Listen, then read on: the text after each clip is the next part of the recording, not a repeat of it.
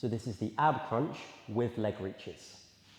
So first of all, you've got this tabletop position, okay? So shins parallel to the floor, thighs vertical, feet and knees together to start with. As you do the crunch, we are now going to be adding in a leg reach, alternating. Same cues apply. As you're crunching up, it is really important you are still trying to imprint your lower back into the floor, but at the same time now, you are adding in a leg reach, come back down, and then alternate.